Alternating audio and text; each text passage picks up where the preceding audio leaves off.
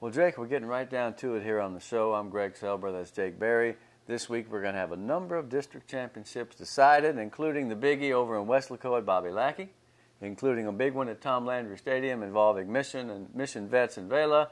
And there's a lot of other games that will have great determination on who we're going to see in the playoffs because we're getting down to it, brother. Yeah, and some interesting things happened last week. Some big losses or big wins. And Upset City. Yeah. Pace and Ed Kaus, boy, I'll tell you what, a long field goal by Pedro Perez, not the guy who works at the Valley Town Choir, my buddy, but a field goal kicker for Pace. What a great win for the Vikings. You know, and they needed it. They've had some tough beats this year, some big beats, and you know, this is one of those games that, you know, happens at the end of the year. It's almost something you can take for next season. Yeah, absolutely. And so now Ed Kaus is up against it a little bit. They're playing Donna. Donna and Mercedes still have to decide the championship. So as we get to the last week, a lot of things are going to happen, and we're going to have a lot of fun this week, including trying to figure out what in the world is going on in 36A, my friend. Almost every team you can name is eligible. We're going to end up with some teams with sub-500 district records making it to the playoffs. The only thing I can tell you for sure is Memorial is going to win the district. Yeah. Other than that, who knows? Yeah, and Waters-Lincoln has been that surprising. I mean, and I was, you know, made fun of it at the beginning of the year. Oh, it's great. Good. In fact, you jinxed them in a positive way. Yeah, good. And I hope that to spite me that they've done this, but it's been incredible the last 2 weeks. The you know, big wins against Palmview and then Mission. I mean, they've really thrown a wrench into the whole situation. Well, I mean, and the fact is, we said it a while back, there's going to be a team that is the Rivetta of 2015 that comes from the back and comes out of nowhere. So if they beat La Jolla this week, Lincoln is looking great for a playoff spot. Palmview, I think, which plays McAllen. McAllen can make the race a lot easier by beating Palmview. Yes. If they do not, there's a scenario in which they won't make the playoffs, but they probably will. Palmview has a positive points against most of the other teams. Mission might be on the outside looking in. Same with La Jolla if they don't beat Lincoln.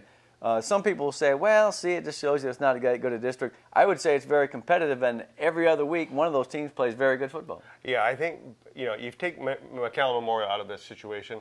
Every other team, there's some good parity there. Yeah, and every team has something to recommend it. I'm going to tell you a little bit about Palmview in a minute because I saw them against Memorial. First off, though, gee whiz, man. You got to see him. The kid is tapped out. He absolutely is tapped out. I mean that in a good way. I mean, he's proven everything he needs to prove except for the playoffs, and that's where they're headed now. You remember Ernie Nevers? You know who that was? Sounds familiar, right? Yeah, Ernie Nevers was a running back for Stanford in the 1920s. 1929, he scored 40 points in the game for the Chicago Cardinals. Still the NFL record for points in the game. Kid had 7 touchdowns, and there ain't that many who've done better. Yeah. I'll tell you. Remember Howard Griffith from Syracuse? Yes. The running back? Yeah. He had 48 points in the game in 1990. And then it was Gale Sayers, the Kansas Comet, as a rookie in the mud in 1965. He scored 6 times against the 49ers. Got me to thinking when I was seeing the Spates go up and down the field, he's so good. Yeah. He's just so good, and I went ahead and just wrote it, and I put it in boldface in the article. You know, I've been kind of dancing around it for this whole season because I don't want to disparage any of the greats of the past, but he's the best I've seen. Okay, he's the best. I was going to ask you, because you wrote the book Border Ball. If you haven't seen it, you got to get the book. I mean, you know, free plug, but it's a great book. If you haven't seen it, it's got all the way back down all the way back to Jimmy Lawrence in the 20s and 30s, who played for the Chicago Cardinals in the late 30s. The Harlingen back. He's the best you've seen. Yeah. Yeah. It's damn close, him and Mo. Yeah. Him and Mo Hunter. But, man, seeing how big he is, how fast he is, he's just waiting around, picking holes and doing what he wants now. He's toying with people. Absolutely. And that offensive line is a mostly underclassman. It's not the best line they've ever had. It may be in time, but he's doing a lot of that just on his own with his ability and the work that he's put in. I'm astonished by Trevor Spates. Absolutely astonished. I had some kids. I mean, I was at a Harlingen. We were at the first Harlingen Mackay game, and they thought Tienda was the best running back in the Valley, and he's a great running back. Absolutely. And you know, but they're freshmen. They don't know any better. They think that what they see. This is the world right here. Yeah. But if you have to look. I mean, there is a separation between Trevor Spates and the rest of the running backs, and there's nothing to fault that because he's just that good. McGowan is good. Yes. Monte Bowen is good. There's some others you can name, but the kid's in the class by himself. And that's why he's going to be a D1 signee wherever he chooses to go. And, boy, I'll tell you what, man, he just makes everybody look bad. Yes. You know, trying to tackle him. And he has that pull-away speed that, you know, even when there's a guy with a beat on him, he just cranks it up a little bit more, and he goes right by him. He did that against Palmview a couple of times, and the kids really thought they had him. they didn't have him. No. I mean, everybody does that. It's no shame. You know, I mean, it's the best it's ever been. So even when you have that angle, I've seen those in those games where the kid thinks that he has the angle on him. It's not fair. And he just kind of looks back. Hold on, get a little bit closer. I'm going to crank it up. Now, I'll tell you what. There's a couple of guys for the Lobos that impressed me. This 40, Luis Sanchez, is a typical hard-nosed La Jolla kid. I could almost see him in Coyote Black back in the day with Mario Pena and them. He'll hit you all day. And Mario Hinojosa, 67. I thought he was an offensive lineman. I think he plays on both sides, but his name was called quite a bit. He's a rough customer in there. I thought Palmview was only 21-14 for a while, Jake. I mean, you know, Memorial was up and down the field, you know, 10 possessions or 6 possessions, 6 touchdowns, 10 in a row. But Palmview hung with them for a while. Andrew Puente had some good plays, the quarterback, number 3. When they put Misal Guerra in, number 1, that kid's fast, man. He's really good. You know, they got Pena. They got another couple of kids. Palmview's got a shot, man. They have the makings of a playoff team, but you're not going to stop Memorial in district. You're just not going to stop them, man. And, you know, they've got a great game this week because Palmview really has to put it all together this week because, you know, this is the money game. It is. And especially for McAllen, too, though, because you want to stay one step. You want to stiff-arm those cats. You don't want to get into that 2-3, 2-4 thing. You want to clinch it. And go to the playoffs, and they probably will even if they lose, but you don't want to go into the playoffs on a loss. Yeah, and our congratulations to McGowan for getting his first offer from Stephen F. Austin this weekend. Hey. So you know, I think there will be more. For a kid that really is trying to come into Texas football with 1 year, I mean, he's done some work down here. Yeah, and you know what? He's got a frame that will hold more weight. So whoever takes that guy will put him in the weight room. They might redshirt him, and he may be 200 pounds for when he comes back for the summer. He's going to be if he lifts and. Look, just the training table, what they call the training table itself, is when you get to eat 3 square meals, all the ice cream you can eat, good Lord, you're going to put on a ton of weight, and when you lift, you're going to be a monster. Yeah. Oh, he's got a chance to be really good, too. Now, let's talk briefly about Lincoln and La Jolla. Lincoln's on a roll. La Jolla every other week. Yeah. Man, they're mad. You don't know what you're going to get. You don't know what you're going to get. No, you don't. And, you know, and really, they had everything going in their favor. 3 weeks ago, it really looked like when they beat Mac High, that was their marquee game, and you thought they would kind of take that game and roll with it. No, they had some injuries. Lianos got hurt, and that's a bad thing. They're trying to fill in. They've had some pretty good performances from some guys that were in the shadows, but without that 3-year starter, man, that's going to be tough. But, hey, Lincoln, La Jolla, I bet you neither one of them in the back of their minds thought that this game might be as big as it is. So congratulations to both, and let's see who wants it more. Let's see who makes the fewest mistakes. All right, now, some surprises over in 29-5A. United no longer undefeated, correct? Yes. Del Rio 3-1, United 3-1. Who beat United? LBJ. That's right. Yeah. And that's surprising. LBJ, you know, they're actually pretty decent. LBJ and South. The only team that's out of it now is Eagle Pass. Yeah. So, which, you know, and this is where you start looking at small school, big school, and stuff like that, and which, if it was like basketball, it'd be a whole lot easier to figure out. Yeah. But really, you know. Big schools will be United South, probably. If United South is knocked out by LBJ, then Del Rio becomes the second big school. So, no, that's looking good. Yeah, the Laredo schools usually have about 7,000 kids per school. On each campus. All right, well, so we talked about 36A. Yeah. Now let's talk about the game of the week. Yeah. Because the Panthers have only lost twice. They lost to Harlingen and lost to King, right? 2 really good teams. That's right. And East has lost once to another great team, San Benito. So you got them 2 going at it, Bobby Lackey, and man, it's going to be phenomenal, as it has been for many years. Yeah, and I think, you know, we're looking at, you know, you look at the marquee names. We always look at marquee names when we're talking about this. But really, you know, you have Ciro Rojas, you have Brian Guerra, you have, Austin Salcedo, who I want to mention. Nichols caused a fumble in the last game against the Jags, but Austin Salcedo had a pick, number 1. He's that kid that was so great on the special teams last year. He was 82. Skinny kid. He's gotten bigger. He's now playing full-time, and, man, he's a playmaker. I like him. Yeah, and both teams could have taken last week off, and they didn't. I mean, Weslaco put in the grind and won 28-0. Shutout. Yeah, shutout. It's a good effort against the Jags. And minus a Roxburgh, recovery and or interception for touchdown, Weslaco East might have been a shutout, 64-0. As it was 64-7. There were some hits on the video. I don't know if you watched it, man. 22, Miguel Santos, the guy I told you about a couple of weeks ago. Kids. Yeah. Speaking of flips, how about LaFavre? Yeah. Man, that dude went up and over, man. He's not tiny. No, but he's not earthbound either. That was a great thing, man. Yeah. And looked like a killer whale over there. And here's the thing about Weslaco East. you know, their line's not as big as it has been in the past, but no cat they're, Castillo. you know, they're still getting, you know, they get leverage, they create holes, they create gaps, and when you have somebody like Ciro Rojas, you know, Tamez, Castro's a pretty yeah. good back. Fabian's not bad either. So they always have that second guy that if you forget about him, bloop, there he goes. So this is going to be one of those matchups you look at and you go, okay, Westlaco's running backs, East running backs. Yeah, you know, yeah. Good defenses both. Both good What defenses. we say last year, if you remember correctly, what team is going to throw the big pass? Yeah. What team will deliver in the clutch a pass for a touchdown when you least expect it?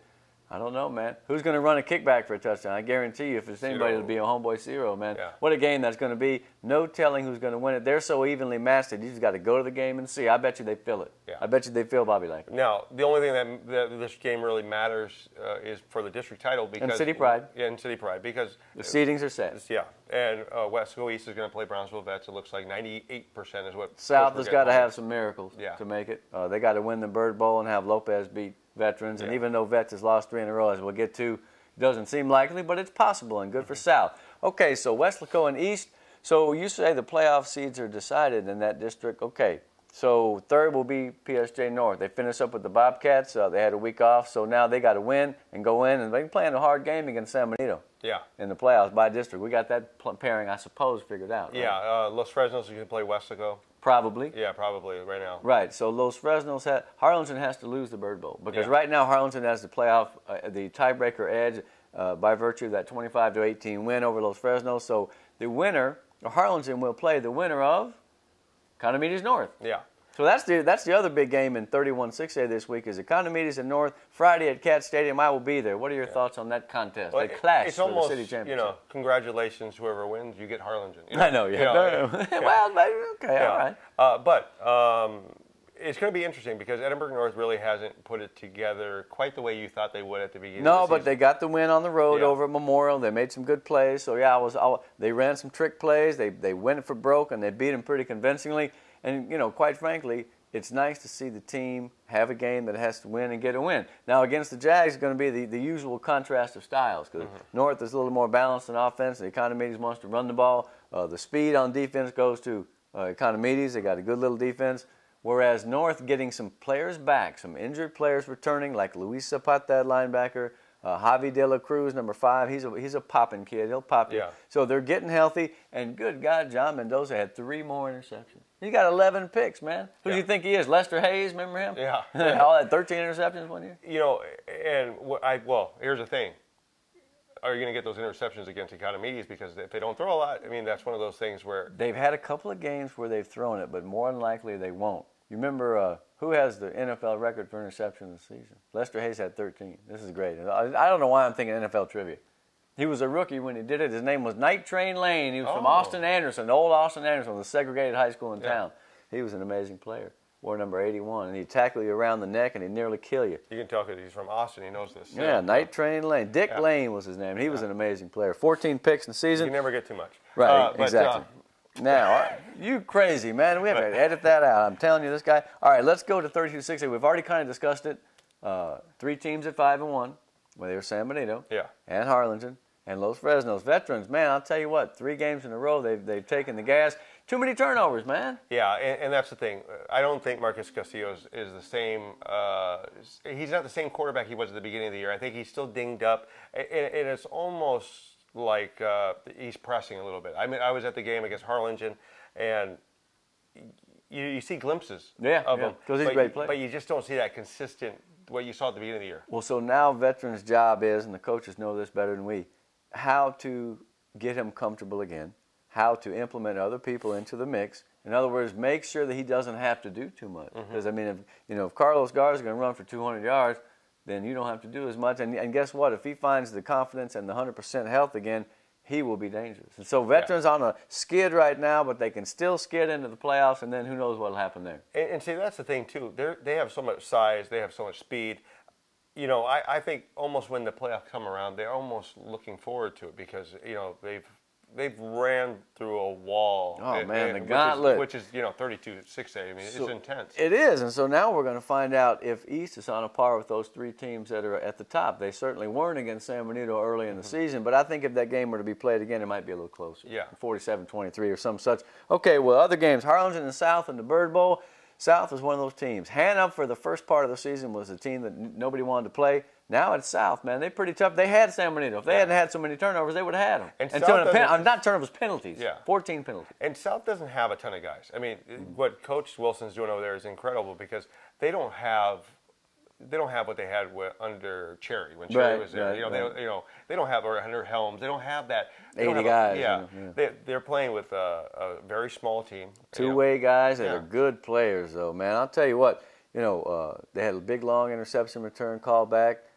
Kid ran 86 yards for a touchdown, got called back, and 14 penalties. And if they hadn't had those penalties, San Benito was living dangerously. And, they haven't had a letdown game this year. They played well all season, and so I suppose that was the game where they didn't play that great, still got the win, still going to clinch a share of the title, or they have clinched a share of the title unless they get beat. So, quite frankly, I think that was good for them to get through that game against a team that needed it. Because it shows how good the Greyhounds really are. They can win the game when they didn't play that well. Yeah, I think that this week, Harlingen, when they play Harlingen South, they can't sit there and go, we're better than these guys, we can do this. Because I really think that it's going to come down to a little shock and awe. If Harlingen South can come out, put Harlingen back on their heels a little bit, you never know what can happen after that. Well, Harlingen had a pretty good effort against Lopez, I guess it was, right? MAG. Yeah. 4 touchdowns. That guy's tough, man. Yeah.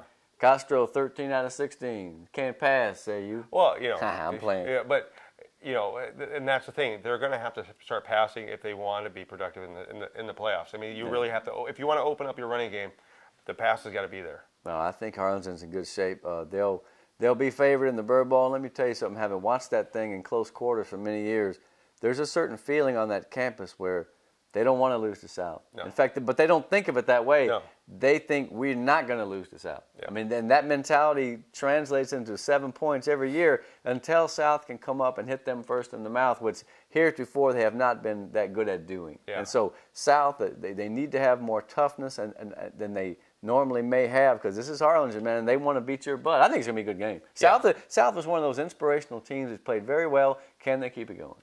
Yeah, and the thing is, South almost, with Harlingen's speed, because they have a lot more speed, they're not as big as they have been in the past, you can almost get them leaning the wrong way. I'm not saying, play action, but, but you can run a bunch of things because Harlingen's very fast this year. So is South, though, Yes. man. Pettis and Garza and they're pretty fast, too. I think that's going to be a game that could be high scoring. Yeah. Although Harlingen tends to keep it low scoring because the defense is very good. Yeah. But I feel like South has some weapons. In other words, we say Harlingen has his edge.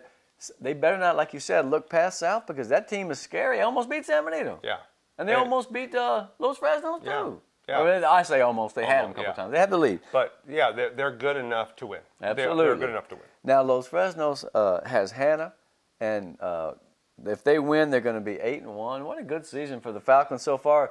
Continue to throw the ball to their guys. Ortega continues to be a great quarterback. Sammy Cruz is a running back that's kind of come up to scratch. He has been playing a little bit better each week, and so if that makes them more versatile, because before we were worried because it seems like Ortega was a leading rusher and passer. The emergence of Sammy Cruz has helped that team. Yeah, and, I had Coach Finley on the radio show this week. I'm having to host it now, which is god-awful for everybody else that's listening. Yeah. But we had Coach Finley on, and, I asked him because, their schedule looks like they're going to play Wesco in the first round. Yeah, what a game. And I asked, I go, is it harder for you, because since you don't see the slot T, right? To get prepared for that? And he says that they run a little bit of,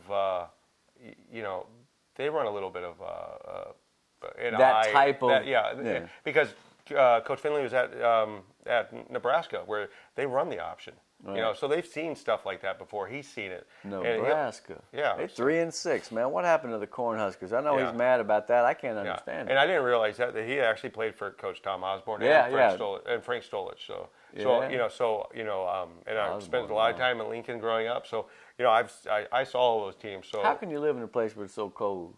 Huh?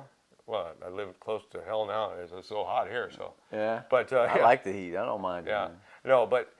I was trying to figure this out if Los Fresnos was going to be in awe, or not in awe, but it's going to have a struggle against to that match type of the team. slot Yeah, team. against that type. But he says that they've seen it. They run a little bit of it in practice. Okay. They run an I formation. Well, that's the way it probably looks. Yeah. I mean, different things could happen, but it looks like Los Fresnos and Weslaco. That might be the marquee game of Week 1. And we're still a week away from talking about that kind of we stuff. are, but you know how we like to predict and prognosticate and pontificate and all these other things. Hey, by the way, my latest sighting of a Valley X is not a coach but a player. Back in 2012, there was a defensive back for the Jags, Economides, named Andy Duarte. Tall kid, punt returner. He really had a great senior season. Went up to Angelo State, I believe, and played up there. Saw him around, and boy, he's a neat kid. Boy, great student, and it was good to see him. I mean, he's one of the good guys. I'll tell you that. So he was our Player of the Year, I think, in the city that year. Oh, really? I don't know who voted on that. Oh yeah, me. Yeah. He was awesome. All right, so that's the 6A picture. A crazy mess in 36A. The game of the week, or maybe the year, and 31-6A. Pinochle Bowl. That's right. And 3 teams vying for that co-title. What was it, 4 last year? They ended up tied down there. So the Bird Bowl will have a bearing on it, and so will other games. Now we're going to talk about an even crazier scene, which is who's going to win that 5A league, both 5A leagues. Will it be Donna? Will it be Vela? Will it be Vets? Could it be Vela against Donna? Could all hell break loose upon the planet? We're going to talk about it in a minute.